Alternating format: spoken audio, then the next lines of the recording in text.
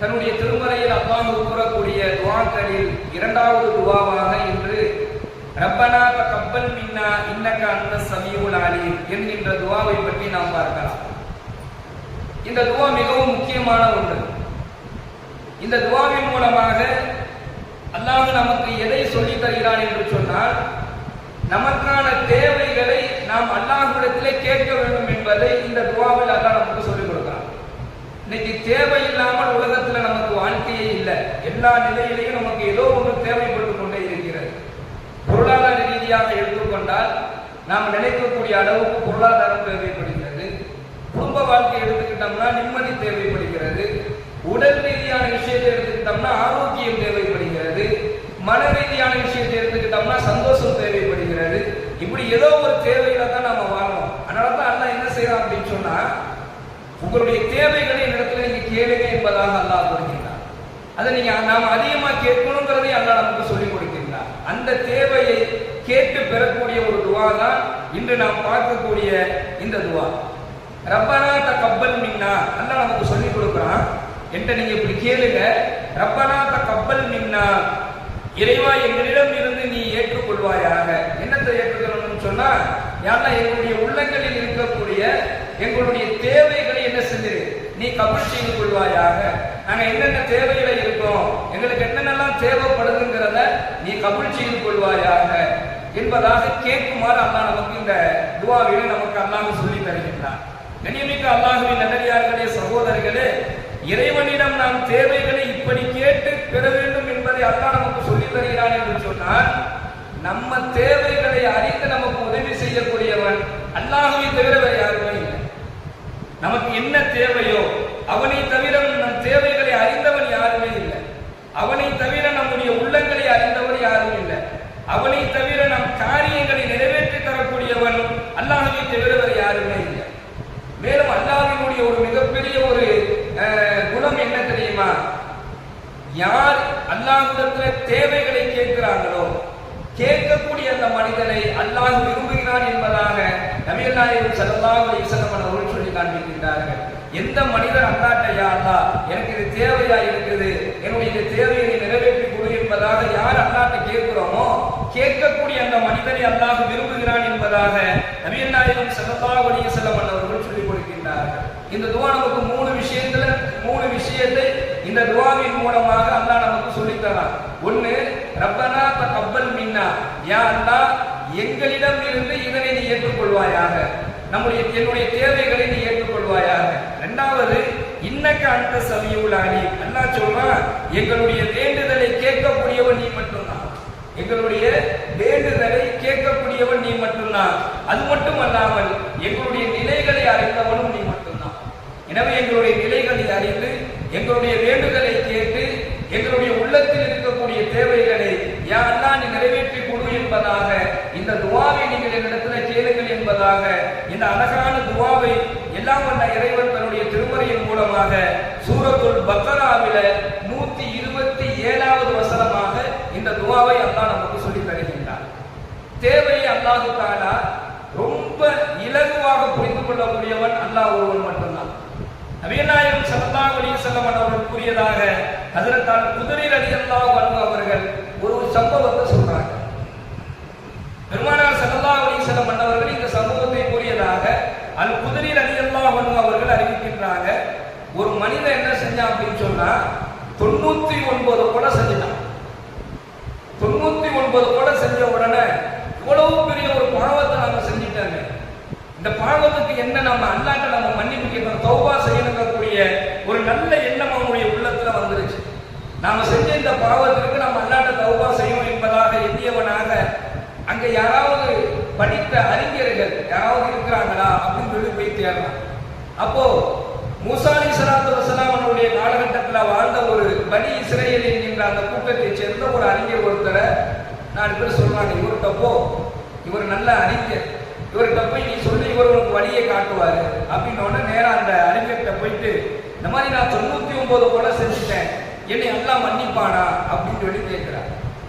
உடனே அவர் என்ன சொல்றாருன்னு சொன்னா, உன்னுடைய பாவத்திற்கு மன்னிப்பே கிடையாது. கொலை செய்தவன் கொலை செய்யப்பட்டவன் 2 பேருமே நரகவாதி. கொலை செய்தவன் கொலை செய்யப்பட்டவன் ரெண்டு பேருக்குமே நரகன் மார்க்கம் சொல்லுது.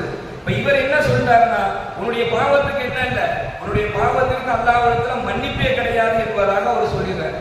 சொன்ன உடனே கோபம் வந்து 100வது அவரையும் கொலை செஞ்சான். அவரையும் கொலை செஞ்சு இப்ப 100 கொலை ஆயிடுச்சு. இன்னும் அவனுக்கு மனசுல கவலை வந்துருச்சு.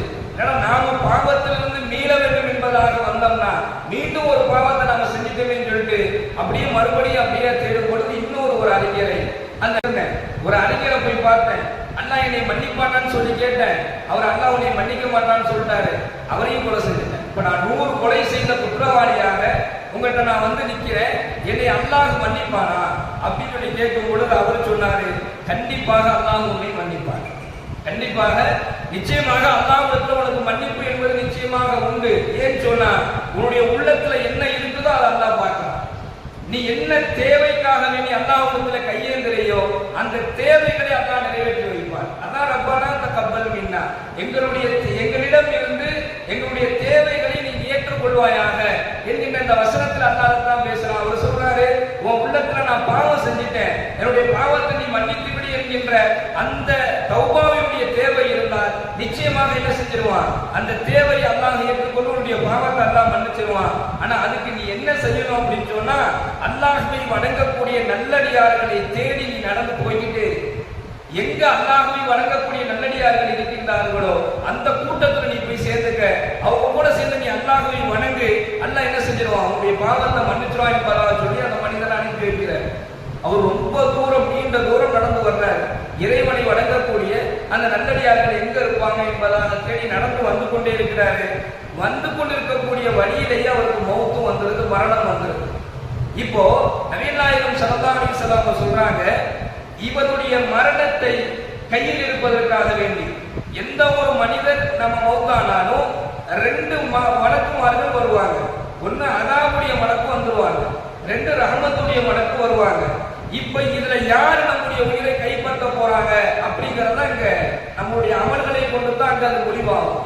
இப்ப அதாபுடைய மலக்குகள் எனக்கு வேகமா வந்துட்டாங்க. ஏன்னா 100 கொலைகளை செய்த பாவியா இருக்கிறானே, அதனால அதாபுடைய மலக்குகள் அவனுடைய ரூஹ கைப்பற்ற வந்து அந்த ரூஹ எடுத்துட்டு போறதுக்கு வரும் பொழுது ரஹ்மத்துடைய மலக்குகள் வந்து அதை தடுக்கிறாங்க.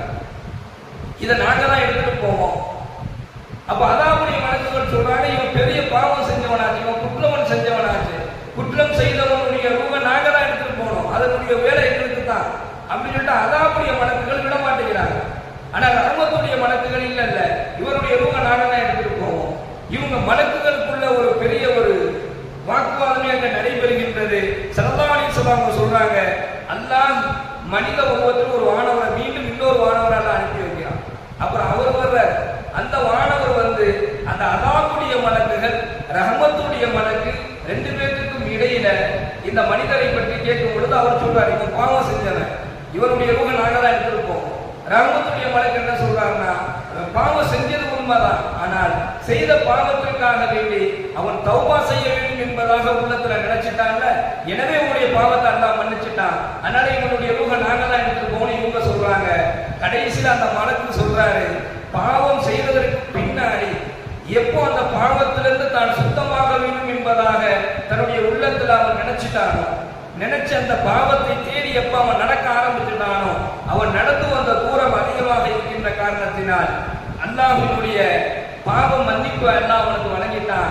எனவே ரஹ்மத்துடைய மலக்குகளே, இவருடைய ரூஹை நீங்கள் எடுத்து போங்க.